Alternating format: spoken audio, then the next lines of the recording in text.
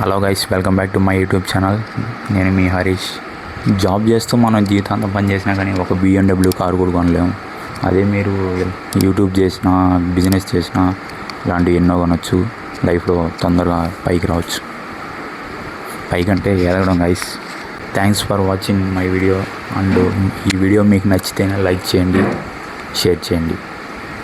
Thanks.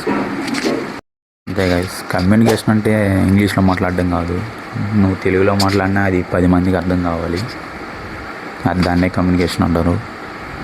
ఇది రాక చాలామంది ఈరోజు జాబ్స్ కోసం అన్ఎంప్లాయ్మెంట్, నిరుద్యోగం పెరిగిపోతూ ఉంది.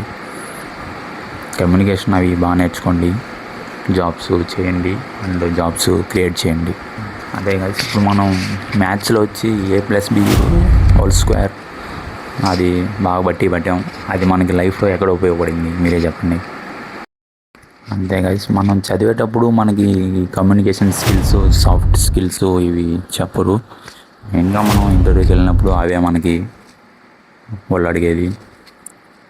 మెయిన్గా ఇంటర్వ్యూలో main question tell about your self. మనం 15 సంవత్సరాలు డిగ్రీ చదివి మన గురించి 15 లైన్లు ఇంగ్లీష్లో కూడా మాట్లాడలేకపోతే ఇంకా మనం చదివిన చదువు మనకి ఏమాత్రం ఉపయోగపడిందో అర్థం చేసుకోవాలి.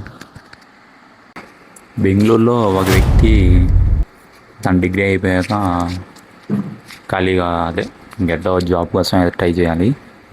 అలాగని 500 ఇంటర్వ్యూలు ట్రై చేశాడు, కానీ ఒక్క జాబ్ కూడా రాలేదు.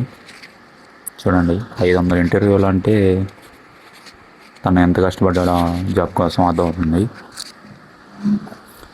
అయినా కానీ జాబ్ రాలేదంటే అది తన చదివిన చదువు తనకి ఏమాత్రం ఉపయోగపడుతుందో అర్థమవుతుంది.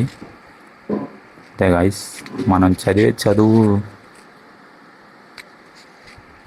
మనకి పాస్ అవడానికి తప్ప మన లైఫ్లో ఎలా ఎదగాలో దేనికి పనికిరాదు. హలో గాయస్, నేనైతే ఈరోజు మన అన్ఎంప్లాయ్మెంట్ గురించి అయితే చెప్పబోతున్నాను.